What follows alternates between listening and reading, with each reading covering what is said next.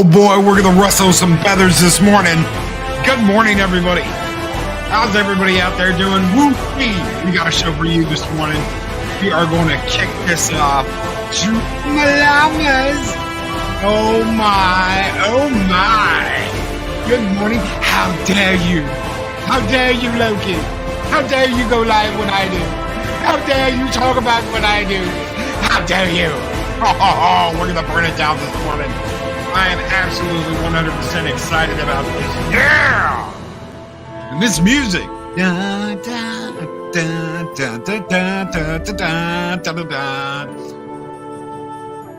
Hope everybody out there is doing good this morning. It is hump day. Yeah! It is Wednesday.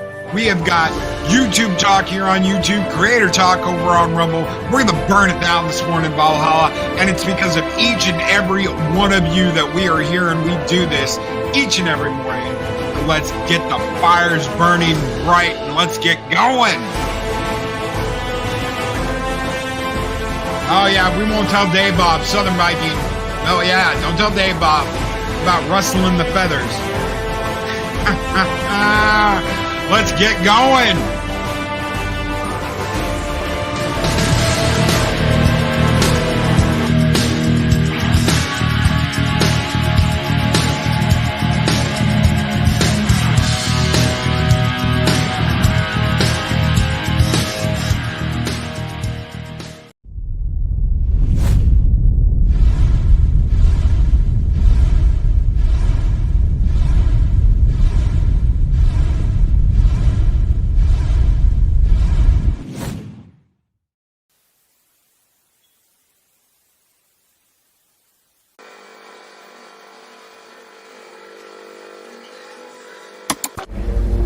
Listen well, brother. I'm listening. If you haven't already, please like, share, and subscribe. Thank you. There can be only one. There can be only one. I'll answer the question. You want answers? I think I'm entitled. You want answers? I want the truth! You can't handle the truth!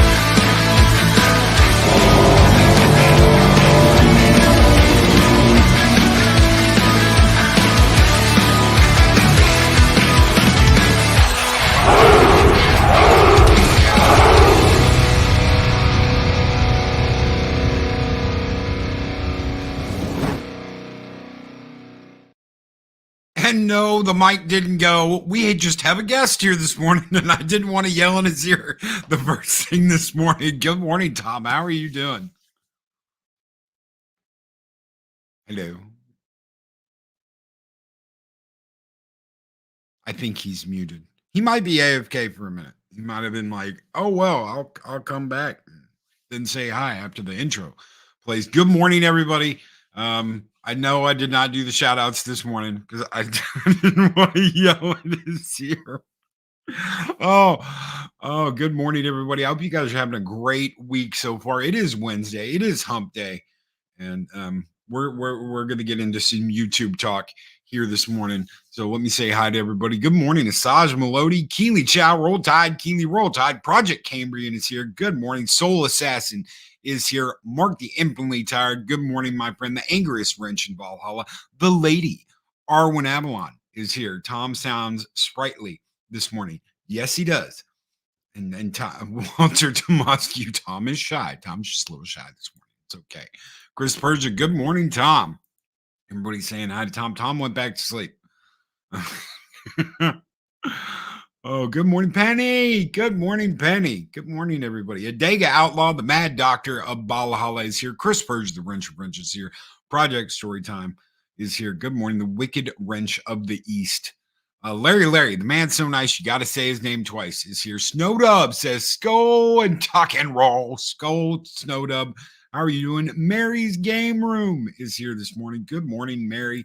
How are you doing? We've got Grumpy Old Marine Bet over on Rumble. Good morning, Dean. Hope you are doing well, my friend.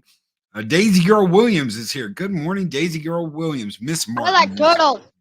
Oh, there he is. Good morning, Tom. How are you doing? Sorry about that. I had to go stir my sausage because I started cooking here. Good morning. Good morning. How's everybody doing? Good morning. Doing good. Doing good. Yeah, everybody said you were being shy this morning. Well, I popped in during your intro. I'm like, oh, maybe I got a minute. I'll go stir my breakfast quick. Or well, it's not technically my breakfast. I'm getting some sausage ready for a pizza. I'm gonna homemade pizza later. Nice. I did that yesterday. You remember school pizza? Remember how good school pizza used to be? I don't remember how good it was, but I do remember school pizza. It was like cardboard with some sort of cheese product and something that resembled sauce on it. And pepperoni. Chunks of something that might have been pepperoni. Might have been pepperoni. I love that. So I got a recipe that you take a cheese grater, take like the whole pepperoni, big pepperoni, and you grade the pepperoni down, and then you cook it in the sauce. So you cook the sauce for about 10 minutes with the pepperoni in it, and then you put it on pizza, put the cheese on top, put it in the oven.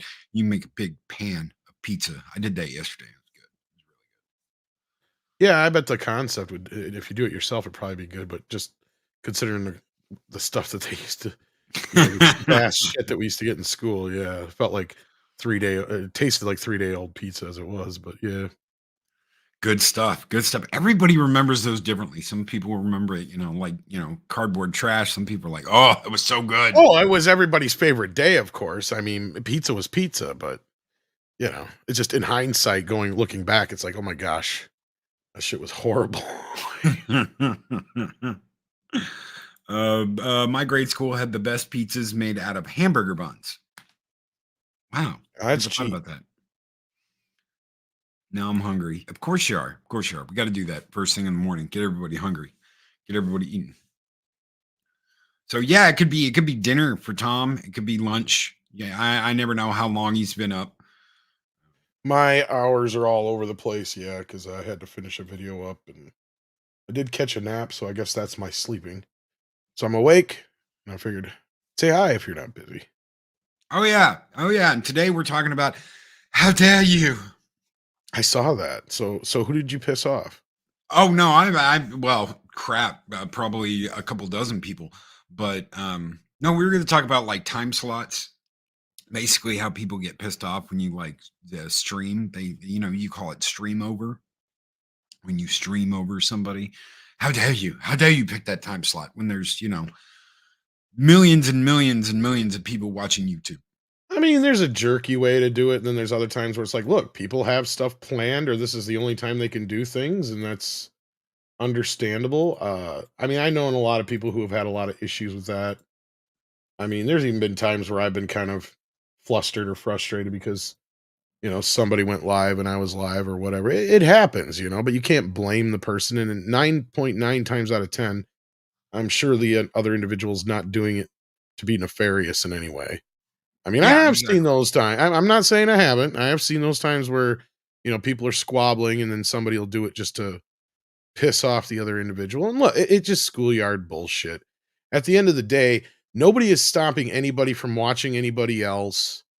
And I'm sure you're going to make a lot of these points anyway, so I don't want to step on your toes. But No, yeah, please. That's the whole point of having a guest here this morning is please make the points. well, no, You're I not mean stepping that's on the my big thing toes. is like, look, at the end of the day, if people are going to watch you, they're going to watch you, right? Let's just say there was a certain redheaded land whale that we used to know. They used to think that the only reason nobody was watching her is because they were watching everybody else all the time. And it was she just could not be convinced that she was the problem. You know what I mean? Like maybe people just don't want to watch you, period, right? Like, and you'll have that. And I hate being mean like that, but look, as somebody who's often told how annoying they are, I know how it could be. Yeah, and you don't want to, it's like you said, no one's out to intentionally run over anybody or try and do anything unless they are. But you shouldn't think about it like that. You really shouldn't. Focus on what Yeah, you're doing. like Miss Muses says, like, and how you doing? Been a while. She said in the chat, she's definitely right. Like everybody thinks everybody's out to get them, basically, That's right? right. Like it's like, no, 9 times out of 10, like I said, it's just scheduling conflicts, things happen. Not everybody's paying attention to what everybody else is doing all the time. It's just the way it is. And if you're focused on what you're doing, then you don't have to worry about that.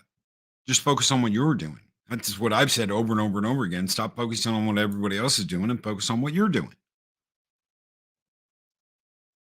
Exactly. Like, I mean, your work will speak for itself at the end of the day. And I mean, I get it. You put in a lot of hours to a lot of videos, and I've had that happen to me where most of the stuff that I've put a lot of work into doesn't get the doesn't get the attention that something that's stupid and we threw together in 20 minutes sometimes does. But it's just the way the world works with YouTube, and you can't blame anybody else for what you're doing, getting, gaining, losing.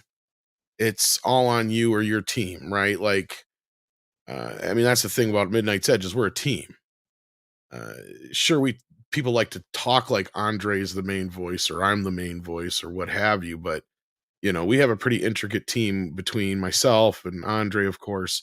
Then also we've got Mike and Pablo and all those guys over at Espanol and that kind of stuff. And Culture Casino does a lot of work for a lot of YouTubers behind the scenes. I mean, if you want to talk about somebody who tirelessly does stuff for more for other people than themselves, I mean, he's somebody besides Mike, as we know, Yeah. that does so much for other people that never gets a lot of credit for it either.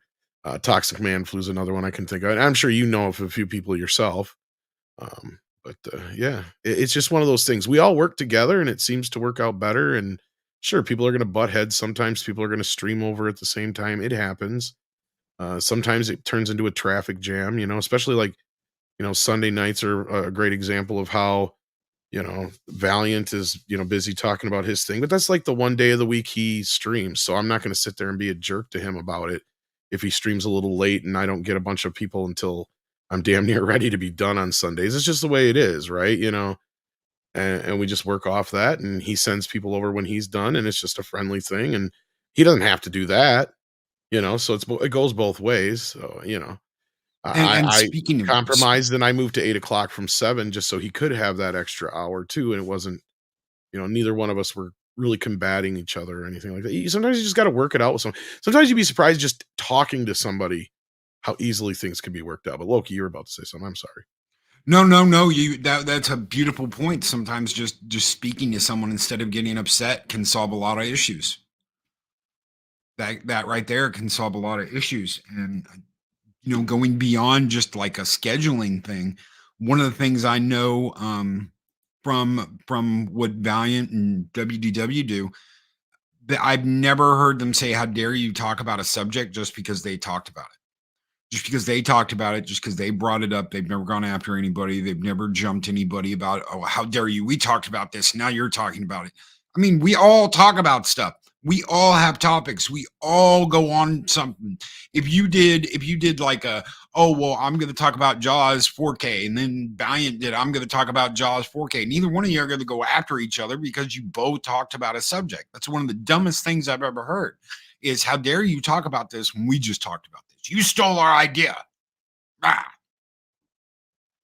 Culture does that sometimes where he'll be like, "Well, there goes my video." It's like, no, do your video, man. Like, why are you worried? Like, do your thing too. There's other people out there. There's different points of view. Maybe you'll come up with something or see something that we don't. Don't ever discourage yourself either from that. Not just otherwise. Look, there's no subject that's copyrighted. I mean, Yeah.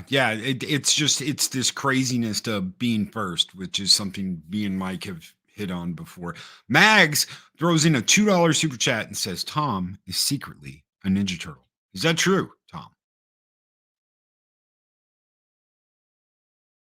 Are you secretly a Ninja Turtle? I don't think it's a secret. I like turtles. I like turtles. Pizza. Thank you, Max, so much for that $2 super chat. So basically, talk about what you want to, because everybody's got their own perspective, and nothing's off limits unless, of course, I'm all for giving credit where credit's due. If somebody has a scoop or something, or somebody brought something to your attention, or you saw something, or somebody said something, whatever, just give them credit for it. I don't see a problem with that. I mean, everybody's going to do a million videos and all this stuff. Like, I expect to see a billion Ahsoka videos today. So, Oh yeah. I mean, I haven't watched it, and I don't want to watch it, and I've gotten shit for that before too. How do you just not talk about this certain thing? I'm like, I don't want to talk about it. I don't want to talk about Disney. I think Disney's up its own ass 9 ways from Friday, and I kind of hope it all burns down. But I don't want to review it, and I don't want to give him any kind of publicity whatsoever. And that's my choice. If something happens to the company, I'll talk about it. But I don't want to talk about their products. They just came out that crazy Blu-ray thing. Are you going to get that with the crystal ears? The first thing I thought was, holy shit, there's something for Loriana. A crystal Mickey hat with crystal ears. She's the only person I can think of that would look good in that thing. $1,500 Blu-ray set. Yeah, that's crazy. And all those movies are available. It's not like there's anything special in there that's not available anywhere. Sure, they're throwing in some of the Disney Movie Club titles, but big deal. Warner Brothers came out with a, it wasn't 100 one, but it was, what is it? They had like a couple 20, different sets. 25? Yeah, they had a couple different sets.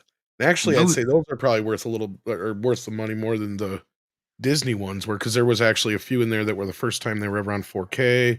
I mean, if you got the 4K set, which that one I think was, I think that was one of the bigger sets. But then like they did like 3 or 4 Blu-ray sets of like 25 discs each, where it was like the 80s and 90s and the 70s and 60s or whatever, and some stuff like that, and like split up by genre or whatever. But even then, it's like, unless you're somebody who doesn't own half these movies already, it's not worth it.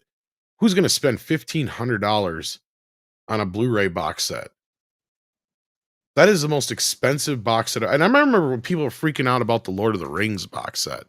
I don't know if you remember this, but there was this fancy box set that Warner Brothers put together. They didn't add nothing new to it. It was just all swag and the way it was presented. And it cost like, what was it, $400 or something like that when it first came out? Yep, I got it for And everybody like, are you 125. insane?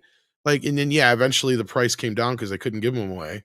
But but like at that point, you're just like, how do you even figure somebody's going to spend that kind of money on something like that? I mean, I know some big fans of things, but even I don't get suckered into some of those bigger, fancier sets like that. So They had a $100 set that came with a Gollum statue for the DVD extended editions, where you got all 3 bookends, and then you got the Gollum statue. Right. I got that. I got the Blu-ray, the special one that has like the unfolding box with the map of Middle Earth on the inside for that, and the Hobbit. And then I got the 4Ks in the 3-packs, and then I got the big 4-pack. That's the only thing I've ever bought like that. Everything else, I leave alone. But the Lord of the Rings stuff, I'm a sucker. I'm their target audience. Now, I didn't even spend the $400 on that 4K set when it came out. I waited till Amazon Prime Day and got it for $125. I don't want to. Yeah. Yeah. I don't see some of those things when they do those. It's just like, where do you get that somebody's? But I'm sure there are some Diz nerds out there that will. But that's the sad part is I feel bad for anybody who would be suckered into that $1,500 box set because you're not getting anything you don't already have other than that crystal hat. Yeah. Ooh, you got some crystal mouse hat. ears. That's it. You get the mouse ears. But there are people that go crazy and collect the mouse ears. Well, And that's the only way to get it. So I don't know. I don't think that's worth it. Not for $1,500. And no. the discs definitely aren't worth it. Some of those you can get for like $10 on Blu-ray. That's just it, right? $5. Like, yeah, a lot of those are not even, like I said, the only ones that are new are Elemental, which you can just buy anyway. And they've got a couple of the Disney Movie Club features in there, right? That you can only get in Disney Movie Club. Other than that, it's all stuff that's available already. And like you said, within the price range that you're basically paying for, because it equals out to about $15 a disc. That's just standard Blu-ray, not 4K. So, and we don't even know yet if they're going to come with all the bonus features and stuff they normally would if they were like multiple disc sets or anything like that. So my guess would be no. Yeah, just the movies. They're going to go the cheapest way possible. Or as long as, if they can fit the feature, it'll just be whatever the discs were before that are already out there. Because they've already pulled this in the movie club. Like they'll make it look like we're getting a new version of a movie. All they do is change the cover. And they'll call it an exclusive club version or whatever. And you get a slip cover or whatever. And the DVD or Blu-ray or whatever is all the same as the ones that are already out there. Project Cambrian said they're not even 4K. That's what I mean. Yeah. That's crazy. Well, it's because they only got so many of their movies on 4K and that's it. Snow White is finally coming this year, but that's the least they could do is kick in Cinderella and Snow White and Aladdin and Little Mermaid and the few they do have in 4K already. You know what I mean? Like, least you could do. And it doesn't have any of the Marvel movies or nothing. It's just the animated Disney features and the Pixar films is all it is too. So it's not like it's all the Disney movies ever made or anything like that. So like none of the live action Disney movies are in there. This will be the first time you'll be able to get Dark Cauldron, the Black Cauldron on regular Blu-ray outside of the movie club and a couple titles like that. But other than that, it's nothing new. It's nothing special. And you're not getting, all of Disney's movies. You're not even getting like all the Mickey shorts or anything like that. They're not giving you anything, as far as I know, that's really making it worth it other than the swag. Yeah, the crystal hat. And that's it. That's all they added for that Lord of the Rings 4K collection. They added some swag in it. It's the same 4K discs that were in the 4K collection, the separate one. So there's nothing different. It's exactly the same. I didn't even open the Hobbit 4K set that I have because I got the big set eventually. I didn't bother getting that one in 4K. I got the Lord of the Rings trilogy, but the Hobbit's already gotten 3D Blu-ray, so I'm like, fuck, I'm not buying them again. Yeah. I don't watch them enough. The only one I watch is like the first one anyway, because to me, like that's the only good one. Most of the stories in that movie anyway, it's like the second movie is just a lot of stretching of that middle part of the story, and then the third film is really stretching out the ending. It's like sooner or later somebody's going to do if they haven't already, I'm sure, done a fan cut where they just cut down the movie to what's in the book and that's it. Because they're really, at the end of the day, I'm sure you could cut that movie down to about 3-4 hours out of all 3 movies, and that's the book. Well, originally it was supposed to be 2 movies. It wasn't supposed to be 3 movies. Well, and Guillermo del Toro was supposed to make it 2, and that's the whole other problem. And so Peter Jackson was making his version of it because at that point they were so deep into pre-production, he couldn't do his version of it. And I think that's where it just kind of all fell apart. So, and people love swag. Moni G's right. You're absolutely right. People love swag and want more swag. And I sometimes I that's don't enough. mind swag, but I'm getting sick and tired of that being what consists of a special edition. I am getting so tired of that because that's been the endless thing of the last few years is, oh, it's a new 40th anniversary special edition. The only thing that's different is I get a beanie and a mini poster. That you can get online. Like, it was just like, Yeah. I'm not The spending postcards, there's postcards from Middle Earth. postcards and stuff like that, or lobby You can cards. get those out. You can get those out. You can just order those. You can order posters of those if you really like that stuff. So there's nothing in there that's like, well, the only way you can get this is A through. great I'm example. They got the Exorcist set coming out. I've already got the book that comes with it. Nice. So Why do you need it? I know it's getting to that point where it's like I can't pre-buy anything because I never know what they're gonna throw in these sets half the time. And then it's like the movie's not any different. Like they're not adding any special features or a new version of the movie. It's just the same old discs they slap in there that are already 10 years old. You know, yeah, well, at least in The Exorcist, it's becoming 4K. Well, in this case, though, they're pulling all the special features off. There's not going to be anything on it. The only way you're going to be able to access them is through certain digital platforms, I guess, which is ridiculous. If I didn't have the discs already, I would be pissed. Oh, so you've got it already. Well, I've got the older ones, and they're not even carrying over the older special features. I already had to keep the DVD from way back in the day because the Blu-ray was missing some special features. And now the 4K that's coming out here next month, or the end of this month, or whatever it is, they've taken all the special features off. The only thing that's left is like the commentary, and that's it. That doesn't make any sense. And they're not even throwing in like a Blu-ray disc or anything to where you have those old special features with it. Do they just not want to produce that? Because I know that sometimes that's the problem. It's like with Braveheart. If anybody remembers, there was a VHS double set that had it was like an extended version of Braveheart. It had 45 minutes of extra movie. You cannot get that on DVD, on Blu-ray, or on 4K because they will not go back and reproduce that for disc for whatever reason. Now, some of the extended cuts I know is because they just don't have the negative to go back to, and all they've got is like some print that's laying around. So the quality might have something to do with that. As far as like the special features themselves, the only thing I can think of is they just don't want to pay people. I'm sure they looked at it as, well, if we don't include the Blu-ray disc with the Exorcist and have all the special features, then we don't have to pay all these, ancillary payments to, because that's the thing is they stopped doing special features years ago.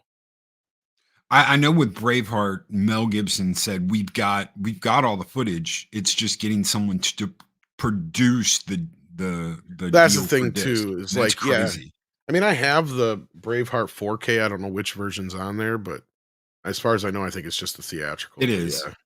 Yeah. But sometimes that's generally what you'll run into is either they just don't have the film stock that's of quality that makes it worth it, and or it's been lost, or no one knows where it's been moved to. Because a lot of times, like even when they did the Superman Donner cut, the only reason that came to be was because Bryan Singer was digging through the archives and they happened to find all the old Superman outtakes. And they didn't even realize they had it all yet. And he's like, well, I could use this in my movie and all this other stuff. And then they realized, oh, not only do we have these outtakes from the first film, we've got all the stuff from the second movie that never got used. So, yeah, because they shot, both movies simultaneously and then stopped about 2/3 of the way through and just finished the first film. So they had a lot of the second film shot, and anything that had Gene Hackman or Marlon Brando in it was shot during the first film, and they didn't even use any of the Brando footage from the second film originally. I'm sure if you've seen the Snyder cut, you know the differences, but so like, and sometimes they don't even know, and they don't even know where sometimes this stuff is categorized. It can be mixed up between 3 or 4 different storage facilities sometimes. I remember talking to, we did an interview and talked to one of the guys who's really heavily involved with like Filmation and Masters of the Universe and stuff like that. And James Etok, and he had talked about how he had, gotten a message to come on over and check out these lobby cards or something like that for He-Man. And he got into the warehouse and started digging through and realized these aren't lobby cards. These are actual film cells. And then he started realizing that they had the category, like they have like an old computer system where everything was categorized, but they had stuff categorized wrong. So sometimes things would be under He-Man in the Masters of the Universe. Sometimes it'd just be under Masters of the Universe or some other, different thing. So like they'd have everything so just discombobulated. You know what I mean? Like they wouldn't even know where none of this stuff is. And so he's like, and then one warehouse would have it here, another warehouse would have it here. And we're talking all over the world, not just a country. Yeah. So he's actually made trips even just recently to where they've uncovered and found more stuff that has been just shifted and moved around all these years. So, and then you've got like the salt mines and stuff where a lot of the negatives are stored and stuff. So like, a lot of times it's between the process of finding this stuff, if it's been categorized correctly. I know that the one facility in Pittsburgh or outside of Pittsburgh or whatever has been actually going through all their stuff because it wasn't categorized correctly to begin with. So they've had to go through all the film stock there and make sure either it's not been any problems with it, get it properly notated what it is, like and stuff like that, because sometimes they've discovered some stuff they didn't even realize was still around doing this. Yeah, one of these days that would be one of the things, like if I get past Midnight's Edge and something I ever do, if it wasn't making movies, it would definitely be in the preservation of. So, but yeah, it's like our history's all over the place right now. And that's really sad because a lot of this is supposed to be archives and it's supposed to be held and it's supposed to be preserved. And this is film and television history. And it seems like nobody gives a shit about it. Oh, well, it's old, so what does it matter? That's the way a lot of the studios used to feel about it. Yeah. And I mean, we're even getting to that point again where like, and the reason I kind of brought it up is like we used to, for a while, we had like, a good 20, 30, 40 years there where we were worried about preservation. And now it's just more about, not so much about the preservation of it, but it's more or less just treated as content. And they don't give a shit about anything but the movie itself. And then in some cases, they're not even paying attention to how well it's being preserved. That's one of Andre and mine's biggest gripes lately. Is it's great to have all these 4K scans and releases, but they have been messing with like the color timing. They've been doing stuff with the sound and other things that are modernizing it and such.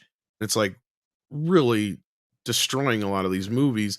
And then they're just throwing away a lot of the ancillary stuff that goes along with it. Because Warner Brothers got busted recently. They were just throwing away a warehouse full of posters and lobby cards from movies dating all the way back to the 40s. And collectors came in and just grabbed up what they could before it was lost because they were just moving it out because they couldn't afford the facility no more. That's crazy. That's absolutely that's insanity. You've got a warehouse instead of having somebody go through it. Yeah. And sell it on an auction where they could have probably made enough money to pay for that facility and 10 other ones for God knows how many years in the future. You know what I mean? Like, it's just, dumb. And these are the people that we're supposed to trust and ensure preserve all this shit are people that are just going to throw it away. Yeah. I'm at a loss. I'm at a loss in the stupidity of whoever, and I shouldn't be surprised because they've been doing this for years. They will screw up something absolutely.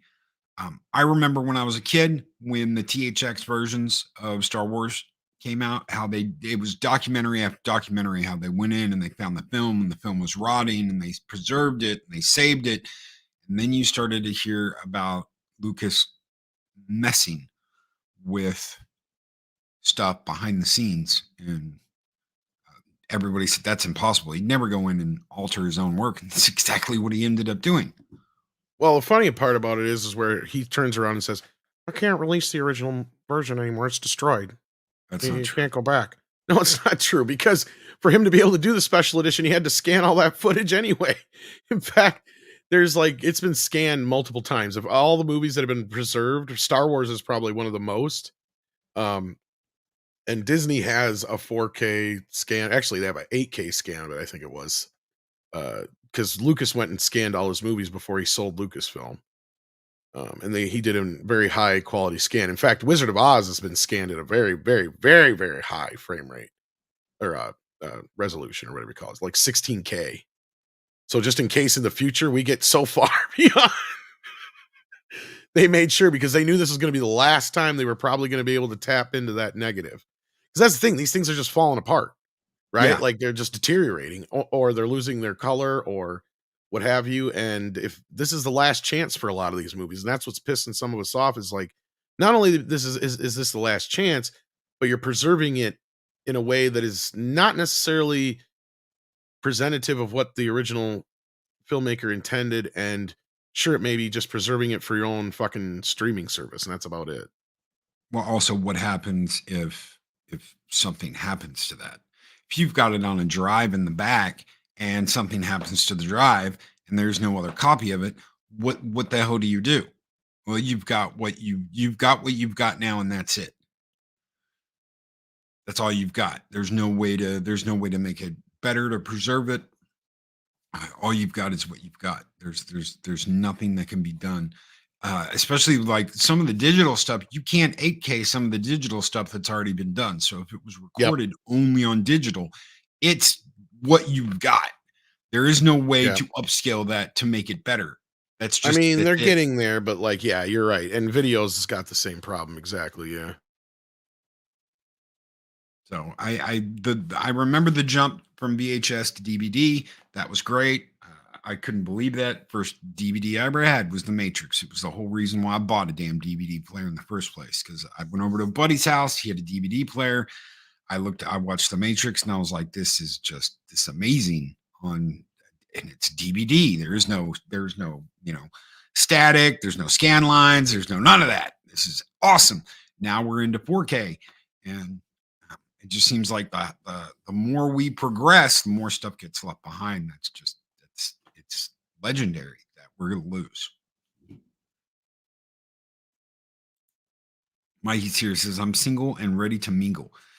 And as season ends in October. As season. Tax season? And then it's Mexican party time. I think he meant tax season. Good morning, Mikey. How are you doing this morning? Project Cambian says there are loads of lost films from all the way back to the start. No facilities or means to preserve. Not so today. No excuse today, but they find excuses regardless. Yeah, as season. Oh, tax season. Okay. Thank you, Mikey. Tax season.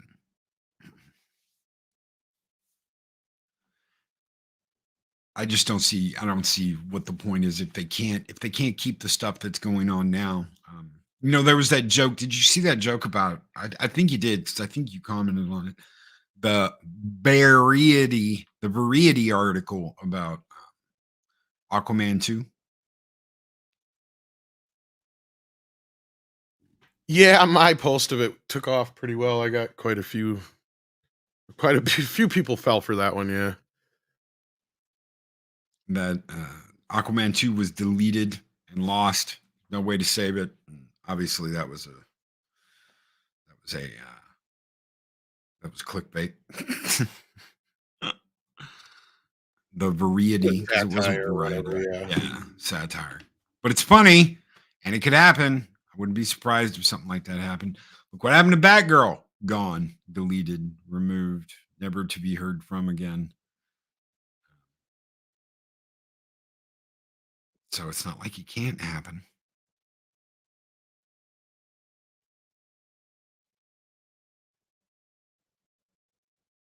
What about you? How do you feel about people talking about what you're talking about? Do you just take it like, you know what? It's thank you so much for talking about my topic. Do you just not care? I mean, unless it's a scoop, which I don't very often do, then I don't give a shit. And in that case, as long as you give me credit, I don't give a shit. Anybody Yeah, can talk, like I said, go for it. Yeah, as long as someone says, hey, Midnight's Edge broke this the other day, and you're completely good with that.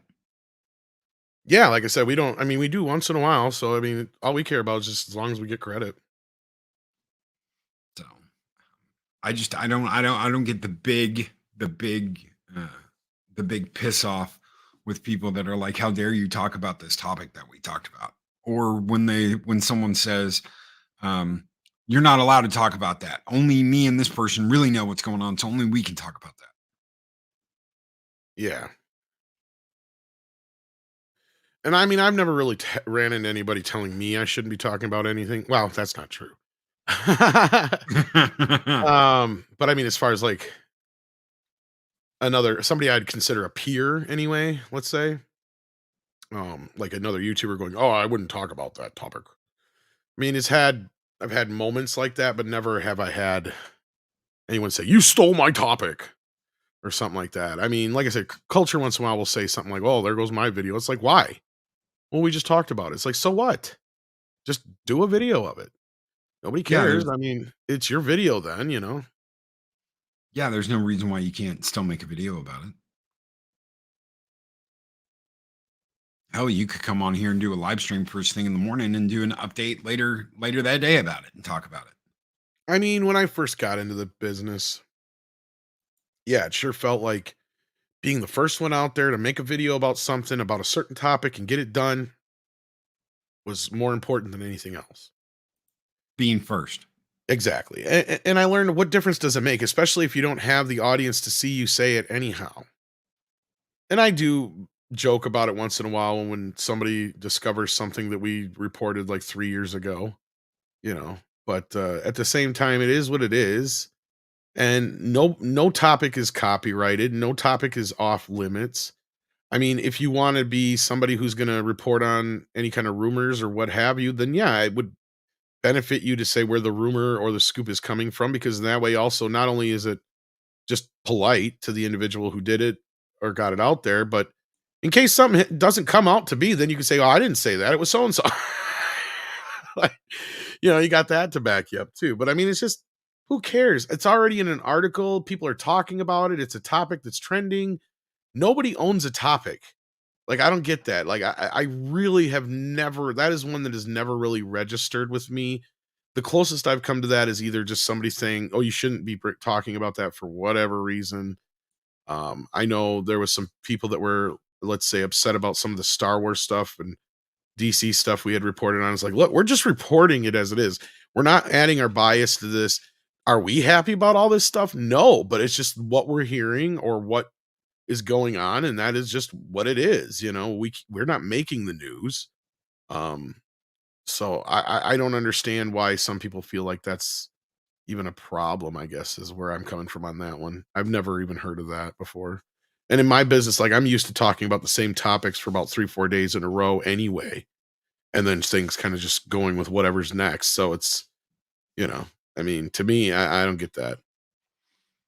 Well, on that topic of what you just said, there is a difference between reporting on what is going on and creating something to report on what's going on. Creating something out of nothing, and then saying, "Well, this is what's going on," when that's really not happening. I've caught that a couple of times, where someone said, "Oh, well, this is what's going on," when that's not at all what is happening. And it clicks. Hey, clicks. It could be happening. It could be happening. You never know. They could have, locked Cray Cray out of her office and out of the studio and taken her parking pass and all that shit. But there's nothing actually saying it's happening. Well, and there's some people who have kind of, I'm not speaking to that directly, but let's just say I know there's some people who've put their reputations on the line for certain scoops and rumors and such. And sometimes that line gets blurred. Like, I think that's kind of what you're getting at there, is sometimes people forget that, even something you may hear, like, this is the thing with us. Andre's motto is never worry about being the first one, but being the most accurate. Yes. Because if you jump the gun, and this has happened to me several times back before in the day, before I was part of Midnight's Edge and other things too. You jump the gun a lot of times, something's going to be wrong or something's going to change with the wind quickly. And you're going to realize something you have out there is not accurate. And it just happens sometimes. And that's where Andre will generally like to just kind of sit back, watch and see how things run. Then we'll do our video. Then he'll have his take on it after everything's kind of settled. And then he knows he can kind of see the plays, and he talks to me. And that's kind of where I come in and I give him the other angles. And we just kind of sit there and kind of stew over it just a little bit, check with our sources and check with other things, and do a little research and homework and, all these things mixed together. And then finally we spit out a video at the other end. And sure, we may not be the first ones to the table, but what we do try to pride ourselves on is being the best one to the table. And even if it's not the most accurate in some cases, we do try to make sure it is, because that's our, and there's times where we will leave out a scoop that we've gotten because we can't verify it or find anything that supports it, or a certain topic or something we missed out on and we have to come back and revisit it because we didn't know this information. Like, you'll have that happen, man. It's the way the world works, and you don't know if you're being lied to a lot of the time. We get scoops all the time, but we have to vet that shit, and it's not the easiest thing to do. And so there's tons and tons and tons of times where we've missed out on perfectly good scoops that ended up being real or ended up, being reported on, that we could have got ahead of the game. But it's like, well, we just had to sacrifice that one to we weren't sure. But what we do, though, is take notes of those things, and those who give us scoops that turn out to be more accurate, well, we're more apt to trust them in the future then, right? Like, so there's that part of it. But it's just the way the ball rolls. You can't think that you have a monopoly on a topic either. That's just dumb. And I can vouch for what you're saying, because it was a couple of years ago. I was it was after a stream. It was something, I can't remember whether you were here or I was over on Midnight's Edge. You and Mike got in a conversation after a show about the fact that Kennedy's contract was getting renewed. And you're like, I'm trying to verify it. I've talked to Andre. You were going through all these steps. And I'm just sitting there listening to this like, holy crap, you've got this big scoop. And you've been told by, I think it was at that point, it was you'd gotten it confirmed by one other person, and you were waiting for a final confirmation. That is how thorough you were with this information before you broke in.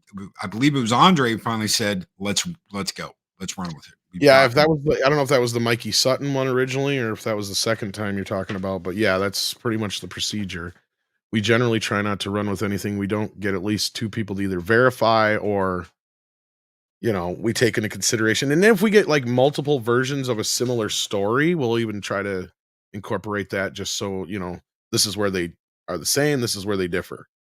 And yeah, so you'll have that too. But yeah, like we generally don't try to run with anything unless we get at least a few people to, if they can't confirm, at least say, oh yeah, I've heard that too, or we'll ask them, actually, is what we won't generally like tell them the scoop. We'll say, have you heard anything about this? And then depending on what they say will depend on whether or not we go with it. Mexican Iron Man has a question. He says, Tom, what is the key secret to live streaming 100 hours in a week? What about KNN? It's KKNN. And the trick to streaming 100 hours a week, cocaine.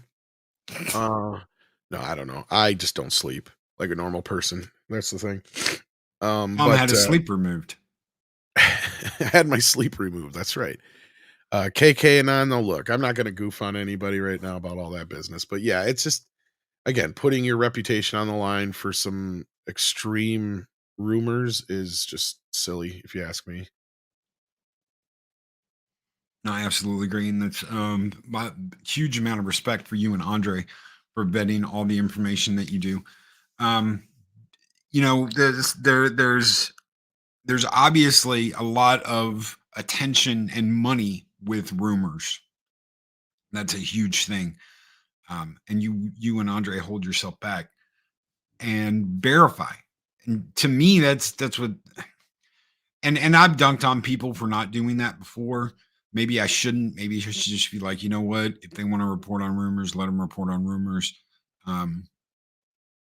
I'm one of those people that feels like you should verify your information before you run with it. But as Mikey and you said this earlier, there's that drive to be, I want to be first. I want to be the first one out of the gate. Everything is about being first or making that first impact, whether it's true or not. And you can go back and just deny you ever did it if you were wrong. Yeah, and also it depends on how you handle this stuff too. I mean, have we gotten everything right all the time? Oh, hell no. Hell no. But we do try to cross every T and dot every I, and it doesn't matter. Sometimes an I is going to end up being a J. no matter what you try to do. But at that point, you just roll with it and you just say, this is what we had heard at the time, and this is what it actually is now, or this is what we've learned, and it is what it is. I mean, and the other thing that we have right now is the media itself does not have the public on its side. And that's why they kind of turn to us anyway. And the reason to that is that we kind of pull the bullshit away from all the stuff that you see. And I think you'll like a great example is the CNBC article that come out. Andre's doing a series of videos on that right now. We got another one set to drop here, I think today, before the morning show, or if not after the one I was working on this morning. But and he's breaking it all down, taking what we've learned before, taking the rumors and stuff we've reported on before. Now here we have an actual, more insight from another source, other sources outside of our sources, and such like that. And, this is CNBC. I mean, they're not the most trusted news source in the world, but in a lot of these cases, a lot of the stories that they're reporting on here is like, why would the individuals have any incentive to really lie about it?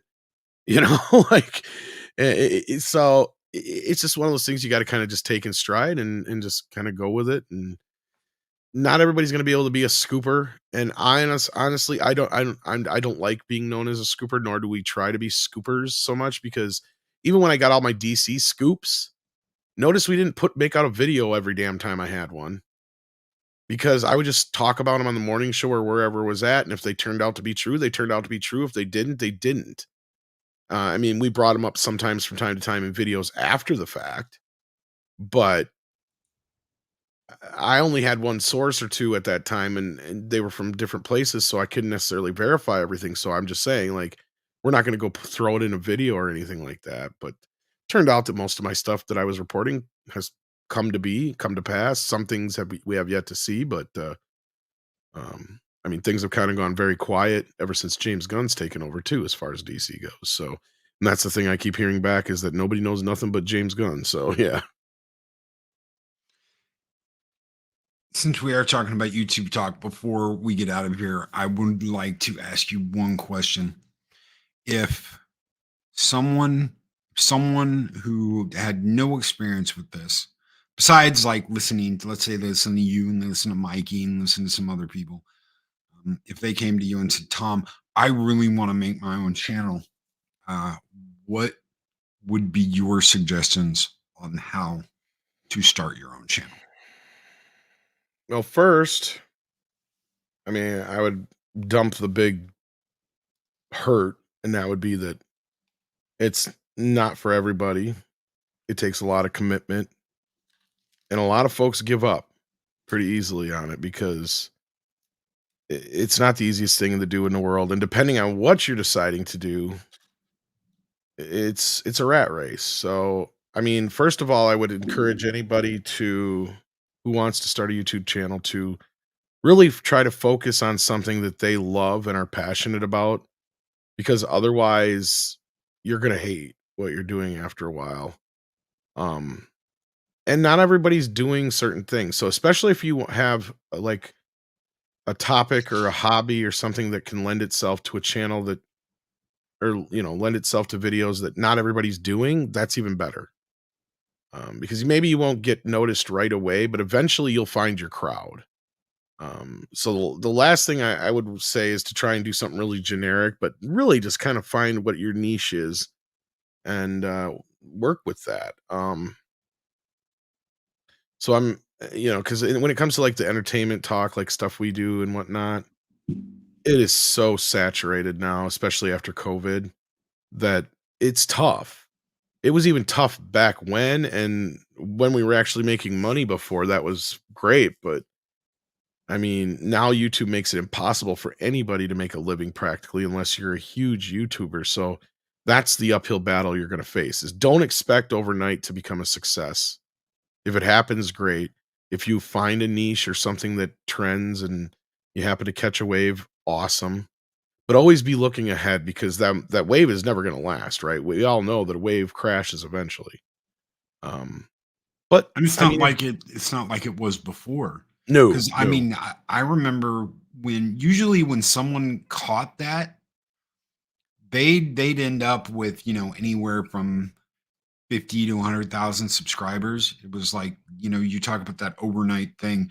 They might have been around for years, and they hit the right topic, and suddenly it catapulted them into a whole nother arena.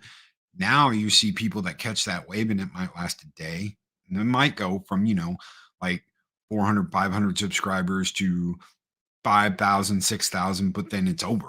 And it's like you're right back to either losing a lot of subscribers after that wave, or barely moving forward, or just being where you are, and you could be stuck there for whoever knows how long. Well, let's say for sake of argument, somebody started a channel on the Snyderverse. Like they came into being during Man of Steel or early on in the game. I mean, after a while, let's say you disagree with a lot of the audience on certain points of view, you're going to have that problem. I brought that as just a random example. I mean, I've known some Star Wars channels and some other people that we all know in our community that have run into the same problem, is now that, Star Wars has become this stagnant kind of franchise. They're trying to figure out, well, what should I do? Should I stay in this, or should I do something else? And a lot of these people are more than capable of talking and doing other things, so that I would encourage. But at the end of the day, like I said, just find something you're passionate about, because you're going to have to remember that there's going to be a dozen videos that you put your heart into, your blood, sweat, and tears into, that maybe only 5 people are going to watch. And 3 of those people are going to be dickheads in your comments. And you're going to have to get through those days.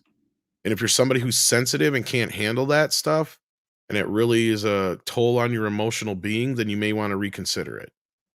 You know what I mean? Yeah, you got to have a thick skin to be. You got to have a very thick skin. And look, I mean, I hope that anybody and everybody who can try to do this the best, I would practice a lot before you actually start live streaming or doing anything. Because even we, people who've been live streaming for years, we still fuck up, and we still have our moments. But I mean, the one thing I can tell anybody to do is you can't do enough. And that is, at first, especially when you're doing this stuff, and I learned this through radio, and that is to listen to yourself as much as possible. Like, even if you just sit down and record stuff you're never going to release, record it, listen to yourself, take mental notes, hell, take regular notes and say, look, I want to work on myself doing this. I don't want to say so much. I don't want to do the so much, or so much. You'll be surprised at how many little things you pick out. And say, see, I just did that. I do it too. We do it all the time. And it was kind of something I was taught in radio school, and they would give us certain phrases that DJs would always fall into to try and avoid, and things of that sort. And just try, I mean, of course, try to be yourself. But a big part of being on a video or audio talking to somebody, or even if it's whether you're just doing a video or a live stream like this, is to be able to communicate with the audience and let them know what you're saying, and also to be able to express your feelings and ideas in an eloquent way. And that's something I don't do very well. But I try to manage. So it takes a lot of practice and a lot of work. Like me, the hump getting over was I knew live radio just fine, but with radio, I'm able to jump out of things real easy. I'm more used to, it's 9 o'clock at the top of the hour, and we got news coming up. That's right. It's and I have a recording to jump to, and it's other things. So it's like, it's not like this, like you and I right here, where we're talking like it's almost like a regular conversation. You know what I mean? So that is a little different. You have to be able to learn how to carry on, not just a regular conversation like you would with your friends, but to be able to avoid tics and other stupid things. It's a lot of work sometimes, but practice, listen to yourself, watch what you're doing, watch what other people are doing at first. Don't try to copy everything everybody's doing, but just take notes. You know what I mean? Like, and eventually you get to a point where you're comfortable enough and you'll know what you're doing. Because even when I got into this, editing was not going to be what I was going to be doing. And I didn't have any real experience, especially when it came to digital editing. And I got to learn real quick. And a lot of that was just watching other videos, from watching documentaries on DVDs and stuff like that. So kind of keeping in mind how the flow of those were and such, and just trying to implement things that I see that I would like. It's like, well, how can I do something like that? And just over time, you start getting better and better and better and better. And I really got encouraged from getting, compliments from people that we were interviewing and such that worked in the industry. So that gave me a lot of confidence. And people like Robert Meyer Burnett who have done editing and stuff their whole life, saying certain things. It's like those kind of things are encouraging. And it just over time, you're going to get better. Everything you do, you're going to get better as long as you keep doing it. But if you don't love doing it, eventually you're just going to be like, I don't want to get up in the morning. I don't want to have to spend 6-7 days a week working on this YouTube channel. Sometimes that's what it's going to be. Actually, most of the times that's what it's going to be. Yeah, I don't know what your experience is with it, Loki. So I'm curious to hear what you would tell somebody. So I started out when I started doing this, I had absolutely no idea what I was doing, and I'm not even talking about the morning show. I'm talking about just video editing. I was doing it on like Windows Video Editor. It's a free video editor that used to come with the old Windows 2000s and ME and all that shit. And I didn't know what I was doing. I didn't have a schedule. I didn't have anything. It's just every once in a while I made like a music video that I thought was cool. I edited it. I put some music to it and I threw it on YouTube. And I had absolutely no desire, no direction, no compass pointing me towards what I needed to do. I knew nobody that was doing anything. I just threw up a video every once in a while that I made in my spare time. And I had a friend that asked me, she said, why don't you talk during some of these videos instead of putting up subtitles? Why don't you say something? I said, no one wants to listen to me. Isn't that amazing? I have a morning show we've got 50 people in here right now. We've been talking for the past hour, and I actually said no one wants to listen to me. I had no confidence in myself whatsoever. I had no confidence in, I could pull off something like what I'm doing. And that's kind of what you need. You need that follow through. And if you're not prepared to go, you know what, I'm going to do this and we'll see what happens. And let the chips fall where they may. If you're not having fun while you're doing this, something's wrong. You kind of got to love it. I know you love it. I know you love it, and I know you love what you do. And I know sometimes you get tired. Everybody gets tired sometimes with what they're doing. But there's that love there of, I love what I'm doing. And there's that radio background for you. I always had that DJ aspiration of, you know what, I would love to do something like a pirate radio show or something. I saw Pump Up the Volume when I was like 12 years old. And I was like, holy shit, I want to do that one day. That was one of my inspirations, actually. It's kind of funny. And you have that, and you always want to do that, but maybe you don't have the confidence in yourself to do that. You've got to find that. You've got to find that confidence to step up and speak your mind and say what you're going to say, or the creative ability to do something that not too many people have seen or that nobody's seen. If you have that, you've got something unique and special. Midnight's Edge has something unique and special, and they have the integrity to do what they do. That is very important. Something original, something unique, something that inspires you to get up and do what you're doing. You are you in Culture, you're always there. I remember Culture asking me about a weekend, this probably a year ago. And I said, I don't get on weekends because I'm spending time with family. I'm spending time behind the scenes. So Monday through Friday, I'm always here.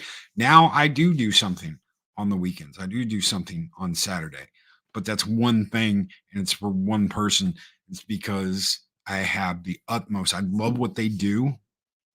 And it's something that I'm like, you know what? I'm gonna put a little extra time away at the end of the day to do this with this person because I love being around them and I love hanging out with them and I love the fun I get to have.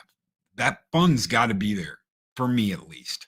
I have to enjoy what I'm doing. If I'm just like, another video or another live stream, something's wrong. Something's wrong. And I'll have my moments where I don't want to talk about something, but I'll just just drift off and do something else, and then come back to the conversation when it comes back around to something I want to talk about. But Yeah, Yeah. in general, though, yeah, you don't wanna try to pick something that's gonna make you insane. Yeah, and I wasn't even talking about like the top. I don't like to talk about. I hate talking about Star Wars. I absolutely hate talking about Star Wars. It was probably one of my favorite topics 5, 6 years ago, and now I absolutely hate talking about Disney and Star Wars unless it's Disney's burning down to the ground, and we should all be having a celebration for what's happening right now and their stock prices. That I could kind of, I don't mind talking about. I hate. Oh well, the last Disney movie came out, and guess what? It's absolute trash. Surprise to everybody. I hate that.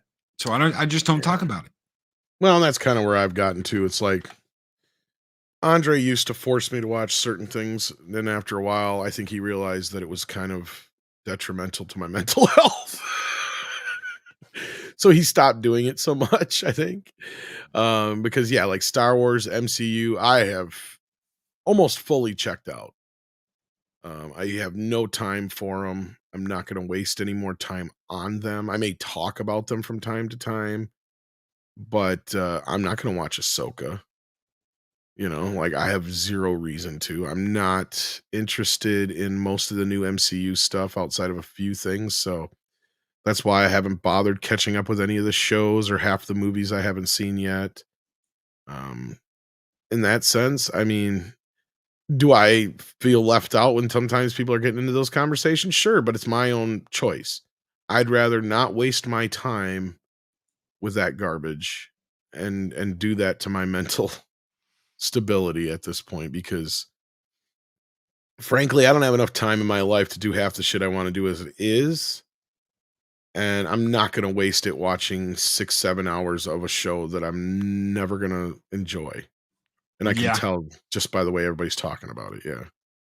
I completely agree with that. There's not enough time in the day to waste it on stuff that I'm not going to like and I'm not going to enjoy anyway. And then I don't want to talk about. So I want to say thank you to Tom. You guys got Midnight's Edge in the morning coming up, don't you? Yeah. In about 2 hours, give or take. Yeah. All right, guys, don't miss that. Hope to see you Midnight's there. Edge in the morning. I don't know what we're going to talk about yet. Like the news has been so dead lately outside of the strike. I mean, yeah, but we'll see. I'm sure you guys will pull it together. You always do. You have an amazing chat, and you guys come up with some amazing stuff. So I know you guys will have something interesting to talk about. And ladies and gentlemen, don't forget Mocking Draws is coming up after this. The chat will auto redirect you over there. I want to thank Tom for coming in on this YouTube talk. Thank you so very much, brother, for being here. Yeah, thank you for having me, man. At the last minute, short notice. I know I told you I was awake, but it's always fun to get to hop in here and talk to you about stuff. The door's always open, bro. We're going to get out of here, guys. Take care. Be excellent to each other. Always speak friend to enter. And don't forget, Machine's coming up right after this. Have a great one, everybody.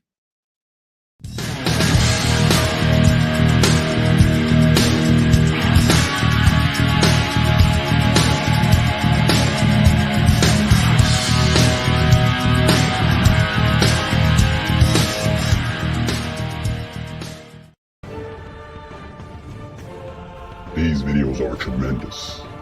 Like, comment, and subscribe, and hammer that notification bell.